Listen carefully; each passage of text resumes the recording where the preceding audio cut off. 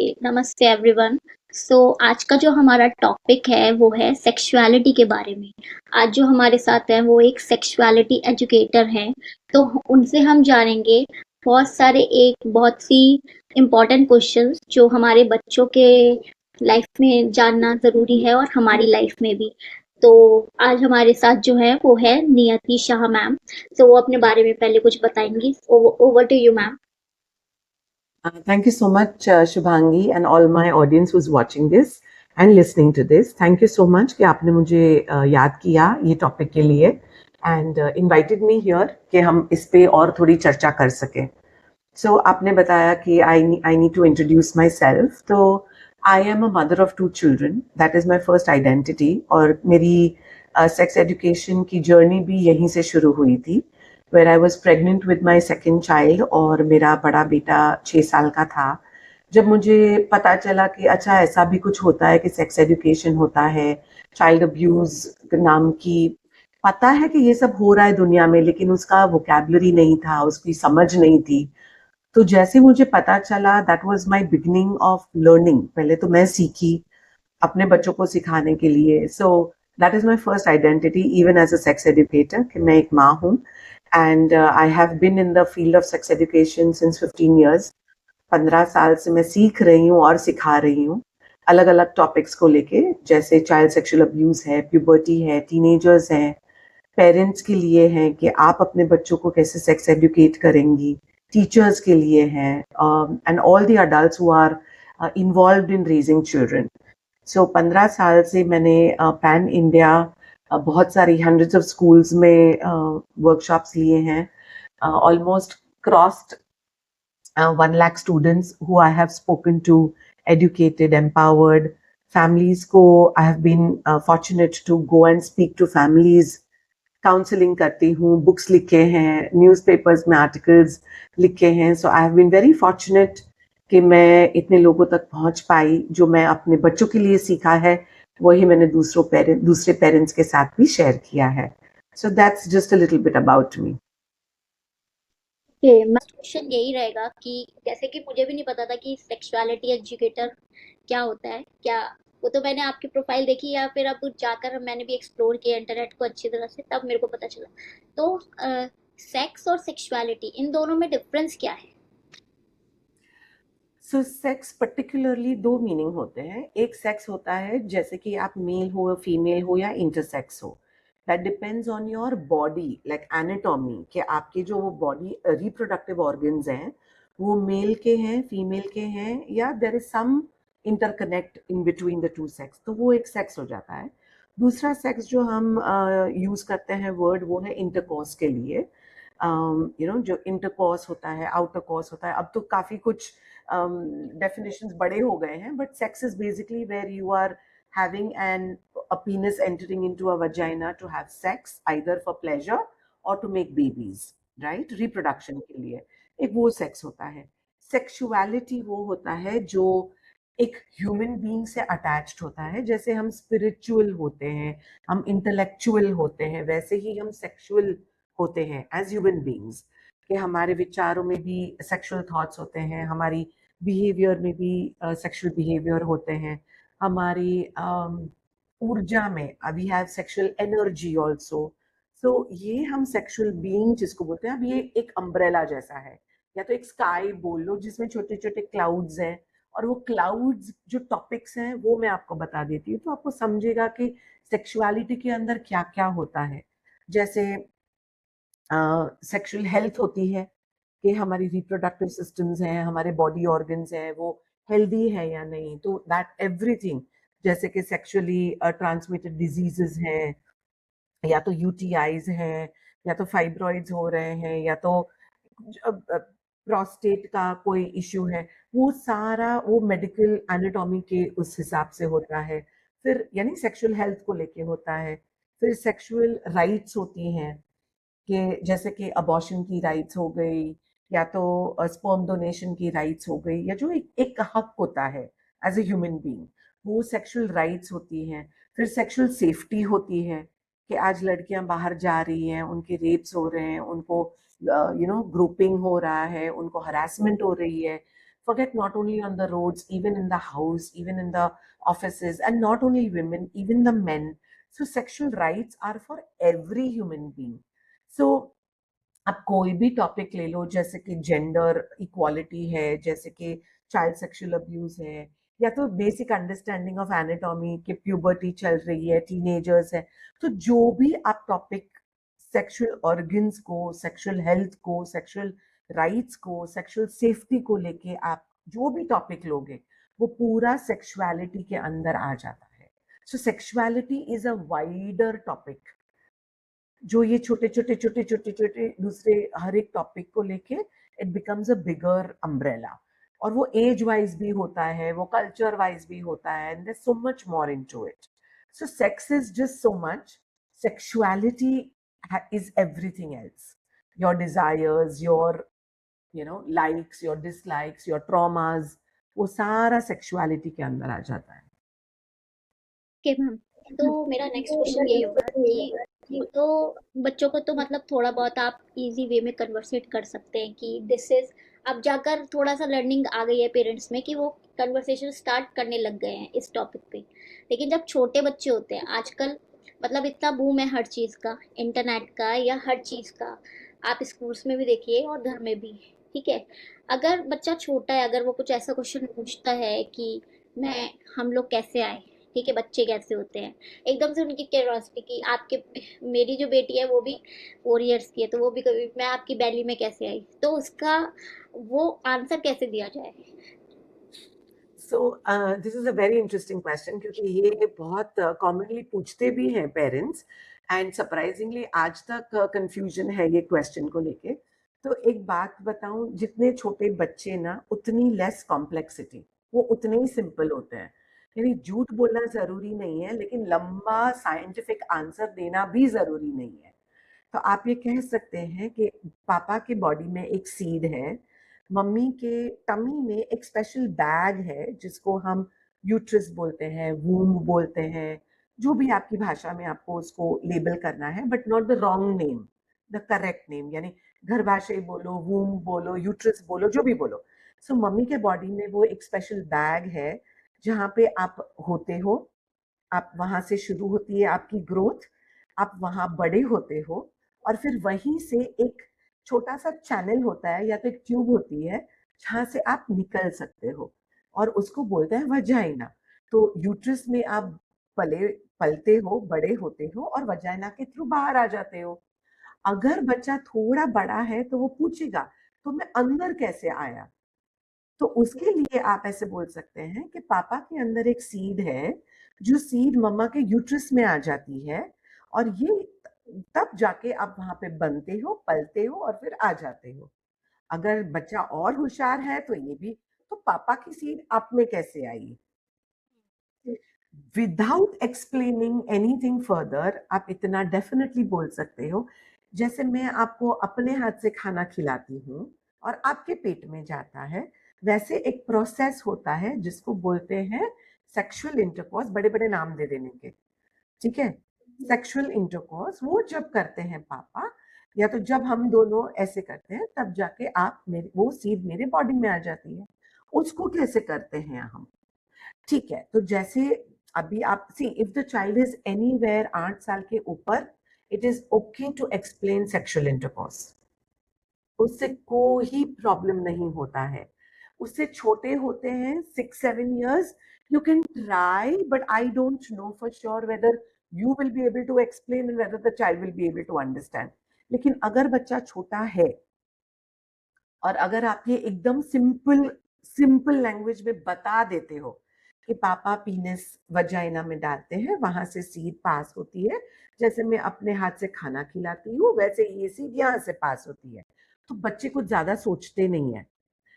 जब sexual organs, sex, naked होना, वो सब जब टैबू बन जाता है उनकी लाइफ में, जब वो समझने लगते हैं कि इसको हम गंदगी बोलते हैं या तो डर्टी कहते हैं या तो ये टैबू है, तब वो जाके ज्वाइन करते हैं डॉट्स. लेकिन जितना सिंपल आप बना के बोल सकते हो, आप 100% उसको बोल सकते हो. So you can start from wherever you want depending on the age of your child, and whatever is the child is comfortable, उतना आप उसको बताएं, लेकिन बहुत लंबा ना खींचे।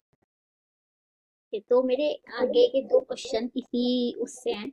जैसे कि मैंने देखा है कि पहले जब हम छोटे थे तो हमें कभी भी इंटरनल ऑर्गन्स के नाम नहीं बताए जाते थे। करेक्ट। अब हम कोशिश करते हैं कि मैं अपनी बेटी को कन्वर्सेट करने की कोशिश करती हूँ कि ये एक वेजाइना है, ये करेक्ट। मतलब हम उसको कुछ ये नाम नहीं देते कि ये नंगी है या वो है, मतलब कुछ भी जो करेक्ट। हमने सीखा है। तो आपको क्या लगता है कि अभी हम तो कर रहे हैं, मुझे नहीं लगता कि हर हाउस होल्ड में ऐसा होता होगा, ठीक है? तो ये कितना इम्पोर्टेंट है कि बच्चे को हर एक इंटरनल ऑर्गन को वैसे ही बताया जाए जो कि हमारे बाहर के भी बॉडी पार्ट्स हैं, हमें उसमें करेक्ट। कोई शेम नहीं होनी चाहिए। तो ये करेक्ट। कैसे एनवायरनमेंट आप क्रिएट कर सकते हो, particularly when you are living with your in-laws? Absolutely, see in-laws घर में जो भी हो, this is a talk between you and your child.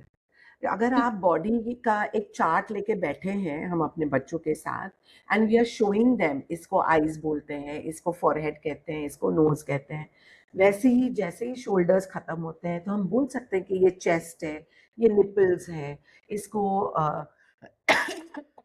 Sorry, इसको वल्वा बोलते हैं, इसको पीनस बोलते हैं। पहले तो बॉडी ऑर्गन्स, बॉडी पार्ट्स आएंगे, फिर ऑर्गन्स की बात होगी। तो अगर आप वल्वा, पीनस, निपल्स, ब्रेस्ट, चेस्ट, अगर इतनी वोकैबुलरी नहीं बोल पाओगे, आगे जाके कॉन्वर्सेशन कैसे करोगे? आगे जाके आपका बच्चा बोलेगा, आपको तो नाम भी नहीं पता, what are you teaching me anything, मैं गूगल से पूछ लूंगा। So children trust when they know कि आप सही जवाब दे रहे हो, आप आप सच बोल रहे हो, तब जाके बच्चा आपसे पूछेगा, तब जाके बच्चा आपसे कॉन्वर्स करेगा। क्योंकि चलो मैं अपनी मॉम को जाके ये पूछ सकता हूँ कि ये कॉन्डम है, कि ये क्या है, कि ये लड़की ने क्यों ऐसे किया, या ये लड़के ने ऐसे क्यों किया। कोई भी कॉन्वर्सेशन हो सेक्सुअलिटी को लेके, अगर आप वोकैबुलरी ही चूज नहीं करोगे करेक्ट, तो वो बच्चा आपसे बात ही नहीं करेगा। So it is that important, ये बहुत इंपॉर्टेंट है कि आप अपने बच्चों को बॉडी पार्ट्स से लेके, इंटरनल ऑर्गन्स से लेके, कोई भी कॉन्वर्सेशन हो, सही वोकैबुलरी चूज करके ही बात करें। The child will trust you more. और आपके लिए भी बहुत सिंपल हो जाएगा, आपके लिए भी बहुत आसान हो जाएगा बात करना। अगर आप फंबल हो रहे हो कि अच्छा आप मुझे उसको बोलना है कि when you go and urinate, आपको पोंछ के आना चाहिए, या डैब करके आना चाहिए, या clean yourself and come, और taking a shower you have to pull your foreskin, clean your penis, अगर आप ये शब्द ही नहीं बोल पाओगे तो आप सिखाओगे कैसे अपने बच्चों को? So it's very important to be able to use the correct vocabulary. तो अभी आपको क्या लगता है कि आज के सिनेरियो में जो सेक्स एजुकेशन है वो अच्छे से दी जा रही है इंडियन स्कूल्स में या नहीं, और कितने लेवल पे दी जानी चाहिए या कितने लेवल पे दी जा रही है? आई थिंक जो बेसिक्स 15 साल पहले नहीं हो रहा था, वो तो डेफिनेटली हो रहा है, वो डेफिनेटली हो रहा है, वोकैबुलरी डेफिनेटली यूज हो रही है। ऑफ कोर्स 100% नहीं है, 80% नहीं है जितना हमें चाहिए, लेकिन कहीं तो शुरुआत हुई है। 15, 15%, 20%, 30% शुरुआत डेफिनेटली हुई है, लेकिन बहुत आगे काम बाकी है। हम सिर्फ वोकैबुलरी शुरू की है, लेकिन बच्चे भी उतनी ही स्पीड से आगे बढ़ रहे हैं। अभी हम अपने आप को ट्रेन कर रहे हैं वोकैबुलरी को लेके, वो तो पहुंच गए हैं sex and relationships and red flags and green flags and rape culture, and they know everything. Information तो फिंगर टिप्स पे है उनकी। तो जहां आप अभी तक वोकैबुलरी सीख रहे हैं, वहां उनको पूरा ऐसे पता है, तो आप कैचअप कब करोगे? So my concern right now is, are you aware कि हमारे बच्चे को एक्सपोजर कितना मिल रहा है, उनको क्या क्या पता है, आप कहाँ उसको गाइडेंस दे पा रहे हो, नहीं दे पा रहे हो, उनकी इंफॉर्मेशन को करेक्ट कर रहे हो या नहीं कर रहे हो? तो बहुत फास्ट है ये generation with the information that they are getting, तो हमें थोड़ा कैचअप करना डेफिनेटली जरूरी है। जैसे टीनेजर्स होते हैं, वो जो एक्सट्रोवर्ट टीनेजर्स होते हैं, वो तो मुझे लगता है कि वो इन्फॉर्मेशन कहीं से ग्रैब भी कर लेते हैं, they are very smart. Okay, जो इंट्रोवर्ट होते हैं वो थोड़ा झिझकते हैं ऐसे क्वेश्चंस पूछने में या ऐसी बातें शायद शुरू करने में। अगर इन केस कोई सेक्सुअल अब्यूज का केस हो जाता है किसी भी बच्चे के साथ, based on their nature extrovert या इंट्रोवर्ट, तो आप वो पेरेंट्स कैसे पता लगाए कि बच्चे के साथ कुछ हुआ है? सो मोस्टली ऐसे केसेस में दो चीजें ध्यान में रखनी है। एक तो आपके बच्चे का कोई बिहेवियर चेंज हुआ है या नहीं। शांत हो गया है, कोने में बैठा रहता है, डिप्रेस्ड लग रहा है, किसी से बात नहीं कर रहा है, स्कूल नहीं जाना है, कॉलेज नहीं जाना है। टीनेजर स्पेशली अगर हम बात कर रहे हैं तो आपको वो बिहेवियर में चेंज दिखेगा। यूजुअली आज के टीनेजर्स इतने शांत बैठते नहीं है, they know that they can talk. छोटे बच्चे हुए तो उनको शायद अभी तक पता नहीं है कि कैसे इसको हैंडल करना है, पर teenagers usually now they are pretty smart to know के मैं तो जाके हल्ला मचाऊंगी, you know. So it can be both ways, लेकिन definitely as you said there are some shy kids, there are some children जिसको लगेगा अगर मैं कुछ बोलूंगी तो मेरा विश्वास कौन करेगा। हम्म। मेरे पेरेंट्स शायद नहीं मानेंगे कि मेरे ही घर से किसी ने किया है, या तो स्कूल से किसी ने किया है, या तो मेरे पेरेंट्स डर जाएंगे तो हम भी तो क्या करें। वो ये बड़ा इंस्टीट्यूट है, या ये बड़े लोग हैं, तो हम छोटे लोग क्या करेंगे इसके, तो चुप बैठते हैं। ये सब कारण हो सकते हैं कि कोई बच्चा बोले ना बोले। बट यूजुअली बच्चे नाउ दे टॉक। बट कैसे पता चले कि कुछ तो गड़बड़ है बिहेवियर को लेके। बीमार पड़ रहा है बच्चा घड़ी घड़ी क्योंकि वो हैंडल नहीं कर पा रहा है अपना emotion, confusion, the thoughts that are coming, the things that have happened to them. तो वो बच्चे कहीं ना कहीं आपको कोई ना कोई वर्बली या नॉन वर्बल साइंस दे ही रहा होगा। You have to learn to see that. रो रहा है, बीमार पड़ रहा है, गुमसुम हो गया है, कहीं नहीं जाने की जिद कर रहा है, so look for that odd behaviour जो पहले नहीं था और सडनली आ गया है। That will help you to understand कि कुछ तो गड़बड़ है। But not every such behaviour is child abuse, it could be so many other things also. बट इंक्वायरी करना जरूरी है कि बॉस क्या हुआ है। जी। इसके अलावा कौन सी ऐसी चीजें और हैं सेक्सुअलिटी के बारे में जो बच्चों को पता होनी चाहिए, छोटे बच्चों को स्पेशली? सिर्फ टच के बारे में ये इतना हाइप और ये सेफ और अनसेफ टच के टर्म्स क्यों आए? क्योंकि तभी फिजिकल अब्यूज ज्यादा था। सेक्सुअल अब्यूज, फिजिकल अब्यूज यानी सेक्सुअल अब्यूज था कि छू रहे थे, किसिंग हो रही थी, रेप्स हो रहे थे, touching the vulva, touching the nipples and breast, वो सब ज्यादा हो रहा था। अब के डिजिटल जमाने में पोर्नोग्राफी आ गई है, सेक्सुअल मैसेजेस देखना, वीडियो कॉल्स करना, फोटोग्राफ, साइबर सेक्सुअल बुलिंग, वो सब भी शुरू हो गया है। तो सेफ और मैंने अभी कहीं तो बात की कि पहले जमाने में हमारे टाइम पे वो स्ट्रेंजर डेंजर की बात होती थी कि हाँ। जिसको जानो नहीं उससे दूर रहो। फिर पता चला जिसको जानते हैं उससे भी दूर रहना पड़ रहा है। तब जाके ये सेफ और अनसेफ टच का आया। अब उससे आगे बात हो रही है साइबर सेफ्टी की, सॉरी, सेक्सुअल बुलिंग की। फोटोग्राफ्स, न्यूड फोटोग्राफ्स ले रहे हैं, वीडियोस दिखा रहे हैं, पोर्नोग्राफी व्हाट्सएप पे भेजी जा रही है, forcing the child to see indecent videos and pictures. So ये सब सिखाना जरूरी है आज के टाइम में। जैसे मैं अभी पहले बोल रही थी, तो हम तो अभी कैचअप कर रहे हैं, तब जाके तो जमाना कहीं और, 3 स्टेप्स कहीं और ही है।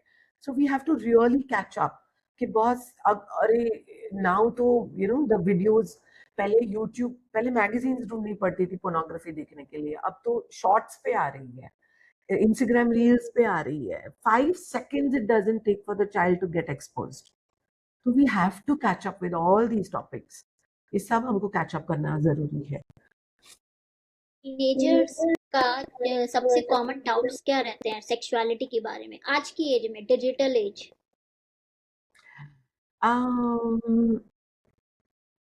आई think they are very confident with in. कभी कभी ऐसे होता है कि मुझे नहीं पता whether this relationship is correct for me और not, whether I should get physical in the relationship और not. Red flags green flags को लेके होता है, सेक्सुअल कंफ्यूजन्स होती हैं कि I don't know if I am straight और if I am you know a lesbian or a gay, a homosexual, heterosexual, bisexual, transgenders, वो सारी confusions होती हैं। So confusion might be one of the thing I can say. Information उनके पास बहुत है। अब वो information को खुद के लिए जब वो इम्प्लीमेंट करते हैं, जब वो यूज करते हैं कि okay now I know there is a heterosexual, homosexual, bisexual, अभी इसमें से मैं कौन हूँ, यहाँ पे कंफ्यूजन होती है। क्योंकि मेरी जो बेस्ट फ्रेंड है, I am so close to her that it literally feels like I am a lesbian with her, you know. But at the same time I am attracted to boys also. So now, am I straight, am I homo, or am I bi? So ये सारा जो information है वो अपने आप के लिए जब यूज करना होता है, वहां पे कंफ्यूजन ज्यादा होती है. I know I can be in a relationship. I know I can have sex before marriage.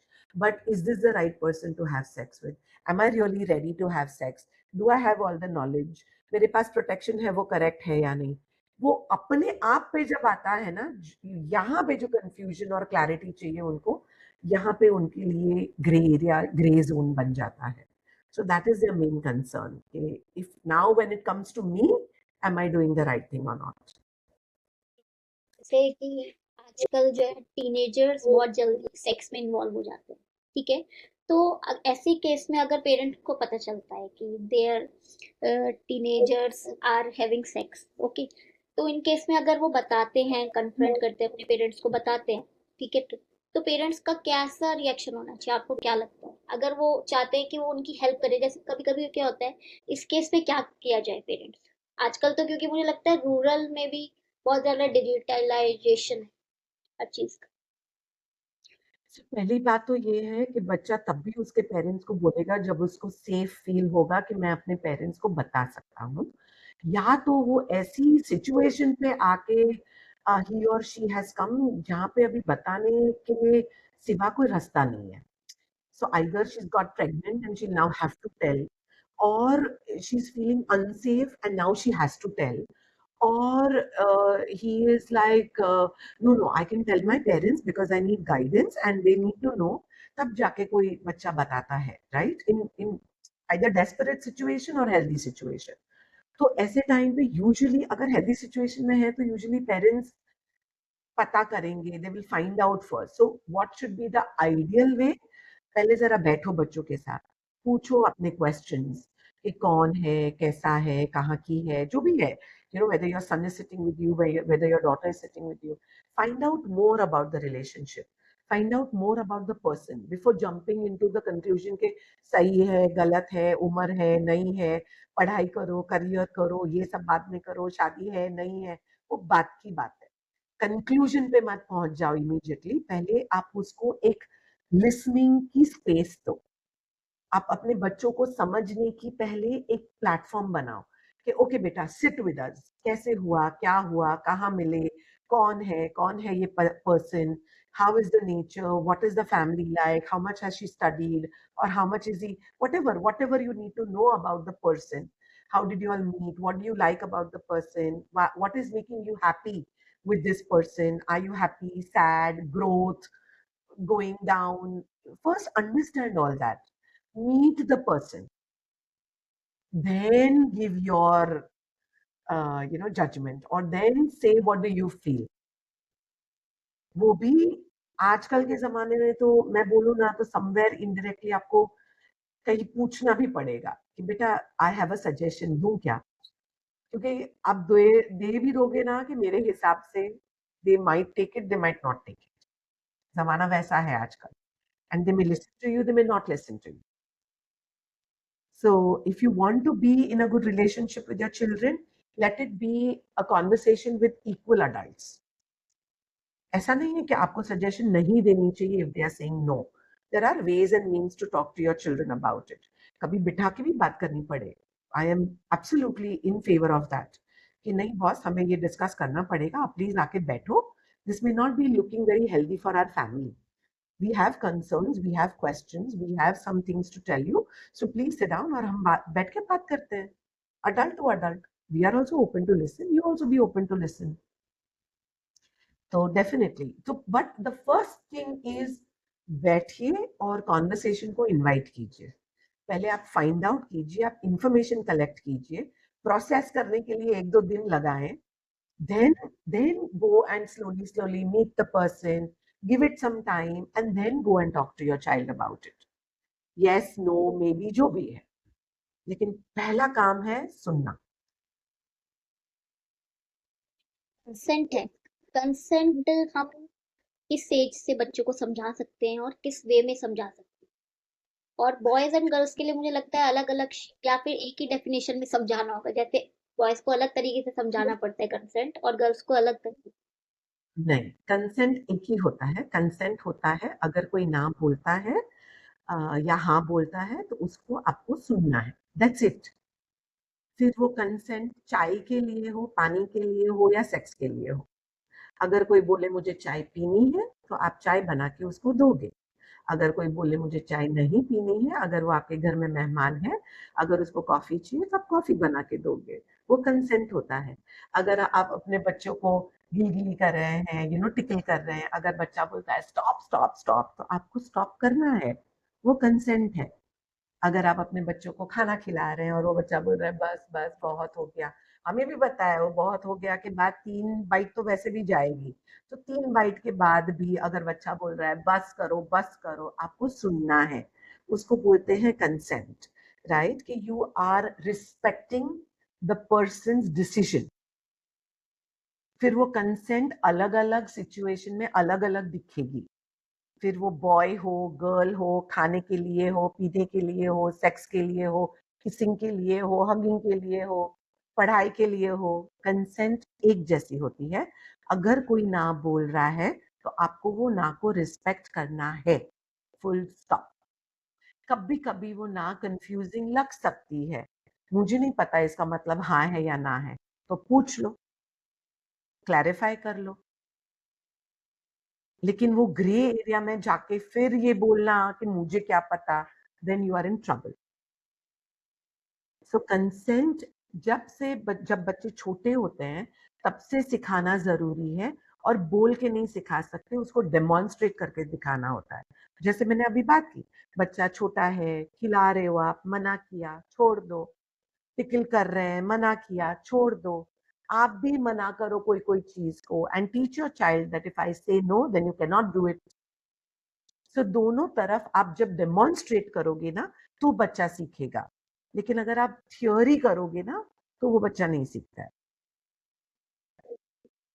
की लाइफ का कुछ ऐसा केस जो आप मतलब शेयर करना चाहेंगी, और without naming the person, actually जो पता होना चाहिए ऑडियंस को कि ऐसा भी होता है तो हमें इस केस में ऐसा करना चाहिए।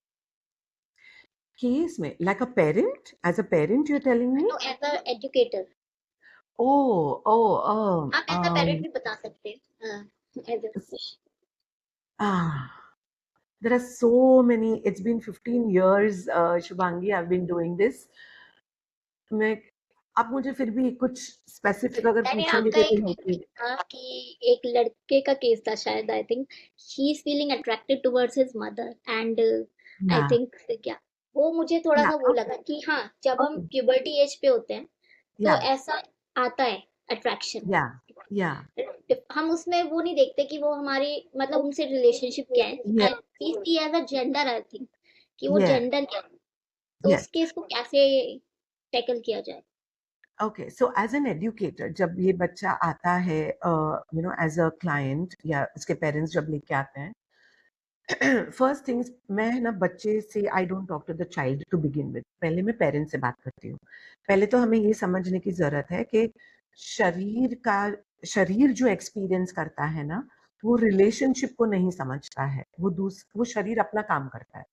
सो the attraction is not because you are my mother, the attraction is because you are the fully grown woman in front of me, easily available। फिर वो घर में अगर दादी है, चाची है, मम्मी है, तो यू विल सी कि वो किसी भी की तरफ अट्रैक्शन हो सकता है। I have had cases where the young boys have filmed their chachis when they are taking showers, or their mothers when they are changing clothes, or their grandmothers when something is happening, because those are the available women जो full body, like fully grown body के साथ available है, जो दिख रही है, जो experience कर सकते हैं। वो छोटे, बहुत छोटे बच्चे, they can be curious about body parts, लेकिन उतना उनको सेक्सुअल डिजायर नहीं होती है, क्योंकि वो हार्मोन्स अभी तक वो आए नहीं है शरीर में, जो सेक्सुअल हार्मोन्स बोलते हैं हम। लेकिन once the puberty starts, the sexual desires have started, the sexual attraction has started. तो जो grown women है, जो available है, जो caretakers हैं, उनके उनके लिए अट्रैक्शन पहले होती है, और ये सबको नहीं होती है, जिसको होती है उसको होती है. सो डेफिनेटली पहले हमें समझना जरूरी है कि this is scientific, this is natural, कि ऐसा हो सकता है. It is seen, it is observe कि ऐसा होता है. तो पहले तो इसको जज करने की जरूरत नहीं है बच्चे को, कि ऐसा कैसे तुमने अपनी माँ के लिए सोच लिया, इतना ड्रामा करने की जरूरत नहीं है, ये समझने की जरूरत है. So once we have understood, हम पेरेंट्स को समझाते हैं कि don't take this very personally, your boy is not a bad boy, your boy is not a pervert. इसको चैनलाइज करने की जरूरत है कि बेटा, yes we are available here, but we are not your target. We are not, a target is a wrong word, we are not somebody who you will exercise your desires with, है ना, कि अगर आपको छूने की Dzire हो रही है तो आप हमें आके छुओगे, नो. अब depending on the age of the child we direct them कि आपकी डिजायर्स को आप कैसे या तो फुलफिल करो, या तो उसको डिस्ट्रैक्ट करो, या तो उसको काम करो. Then there are different ways and different things to do. So, as an educator, you have to not only help the parent to understand, then you will help the parent to channelize the child and help the child. अगर उनसे नहीं हो पा रहा है, then you come again into the picture कि चलो, let us sit down with the child also, you, the parents, and then the child, and then you teach them how to go about the whole scenario. But the first thing is to understand that this is natural. Nobody is bad here. Nobody is a pervert here. We just have to channelize the child and teach him the right way of behaving or addressing the problem. क्या लगता है कि जो periods होते हैं girls में, ठीक है, जी. अब जाकर जैसे ओपनली शायद कुछ घरों में बात होने लग गई है पीरियड्स के बारे में, in front of the boys also, ठीक है, तो ये कितना, कैसे पीरियड टॉक शुरू करनी चाहिए कि अगर आपके घर में बॉय भी है और एक गर्ल भी, उसके सामने ही आप अगर ओपनली बात करना चाहो, समझाना चाहो कि व्हाट इज दिस, कि इसमें कोई या शेम नहीं है, तो आप कैसे स्टार्ट कर सकते हो? जैसे हम कोई दूसरा टॉपिक स्टार्ट कर सकते हैं. अगर कोई भी कारण हो सकता है, आपका पैड पड़ा है बाहर घर में, अगर बच्चे ने पूछ लिया ये क्या है, तो आपने, जैसे अगर कोई पूछेगा कि ये क्या है, तो आप बोलोगे ये पेन है. तो ये क्या है, तो आप बोलोगे ये पैड है, सैनिटरी पैड है, इससे क्या होता है. फिर आप बहुत सिंपल लैंग्वेज में, depending on the age of the child, आप पीरियड्स एक्सप्लेन भी कर सकते हैं कि जैसे अब हमारा बॉडी फूड खा के जो डाइजेशन खत्म होने के बाद जो रह जाता है, वो स्टूल के हिसाब से बाहर आता है, यूरिन बाहर आता है. वैसे ही रिप्रोडक्टिव सिस्टम में जब अंदर का लाइनिंग काम में नहीं आता है तो वो बाहर आता है. तो वो तो बाहर ऐसे कैसे आता है, you can not sit in the toilet और एक ही बार में निकल जाए, वो धीरे धीरे बाहर आता है. तो हमें ये पैड पहनना पड़ता है ताकि हम अपना काम भी कर सके और शरीर अपना काम करे. तो सिंपल लैंग्वेज में भी हम समझा सकते हैं. और बॉयज को तो ये जानना बहुत ही जरूरी है, क्योंकि एक तो शेम किस चीज की होनी चाहिए वो ही नहीं पता, शेम है ही नहीं इसमें कोई.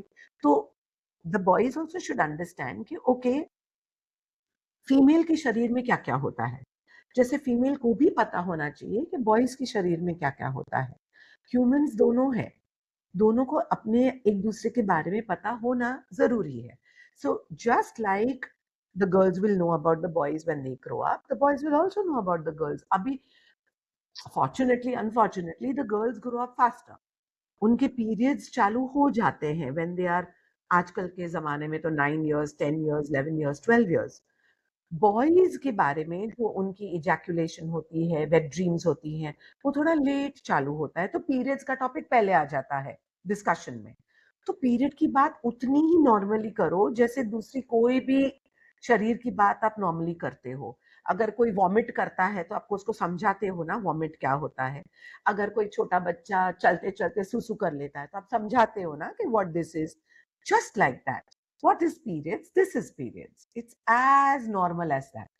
तो फिर वो बॉय हो, गर्ल हो, इन लॉज हो, चाचा हो, मामी हो, इट डज नॉट मैटर. कहीं पे भी ये टॉपिक निकले, आप you just treat it like another topic and talk about it. ऐसे कौन से मिथ्स और टैबू हैं सेक्सुअलिटी से रिलेटेड जो आज भी लोग सोचते हैं कि सच है, लेकिन ऐसा है नहीं? आई थिंक प्रेगनेंसी को लेके आज भी बहुत इश्यूज हैं। लोगों को लगता है कि किसिंग करने से प्रेगनेंसी हो सकती है, कम है लेकिन है। नजदीक आ गए तो प्रेग्नेंट हो जाएंगे। एक तो ये प्रेगनेंसी को लेके है, पीरियड्स को लेके भी है। In fact I have one child right now, I think she is about 13 years of age, उसको पीरियड्स आए थे and she was so shocked कि मुझे ये क्या हो गया है, और मुझे लग गई है कि वो यू you नो know, कपड़ा रख रही थी अपने पैंटीज में, बैंडेज लगा रही थी कि मुझे लग गया है।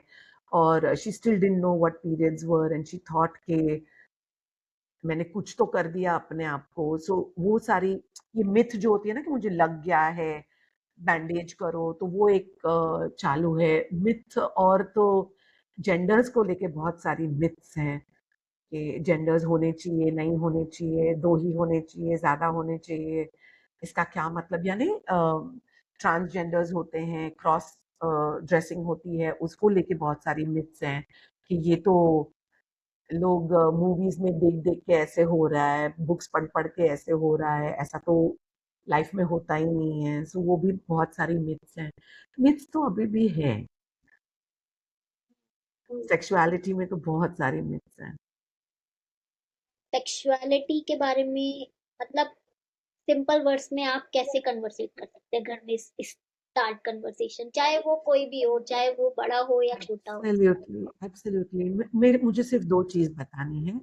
सेक्सुअलिटी एजुकेशन है ना, आई विश कि एक करिकुलम होता था कि एक टेक्स्ट बुक पढ़ ली सब आ गया, लेकिन ऐसा होता नहीं है। सेक्सुअलिटी एजुकेशन आप जब से बॉर्न हुए तब से शुरू होना चाहिए था। आपके बच्चे बॉर्न हुए, आप उनको एडुकेट करो, और आपके बच्चे जब तक उनके बच्चों के माँ बाप नहीं बन जाते हैं, ये सेक्स एजुकेशन चलता रहेगा। अलग अलग एज पे, अलग अलग फेज में, अलग अलग टॉपिक को लेके आप भी पढ़ो और आपके बच्चों को भी पढ़ाओ, खुद को भी समझो, अपने बच्चों को भी समझाओ। क्योंकि आजकल क्या होता है कि पेरेंट्स को भी पता है कि बच्चों से क्या बात करनी है, लेकिन खुद की लाइफ में जब सेक्स और सेक्सुअलिटी की बात आती है तो वो वहां पे भी हड़बड़ा जाते हैं। उनकी सेक्सुअल रिलेशनशिप्स भी अच्छी नहीं होती हैं उनके पार्टनर्स के साथ। वो बोल नहीं पाते हैं, वो एक्सप्रेस नहीं कर पाते हैं, वो जूझ रहे हैं, वो डोमेस्टिक वायलेंस में है, वो मैरिटल रेप्स में फंसे हुए हैं। तो ना ही सिर्फ अपने बच्चों के साथ ये बातें करो, खुद के लिए भी ये पढ़ो। और ये लाइफ लॉन्ग है, वो बाद में मेनोपॉज आएगा, अभी बच्चे हैं, उसके पहले हनीमून था, प्री मैरिटल था। ये अलग अलग स्टेज पे, अलग अलग फेज पे, अलग अलग टॉपिक्स को लेके ये आप बस पढ़ते रहो। Make sure that you are educated and make sure that you educate your children also. Thank you so much, my pleasure. बहुत टिप्स दिए। ठीक है, तो हम जो है मैम का डिस्क्रिप्शन जो है वो पॉडकास्ट के डिस्क्रिप्शन में डाल देंगे, आप उनसे कनेक्ट कर सकते हैं इंस्टाग्राम पे अगर आपको कोई भी हेल्प चाहिए।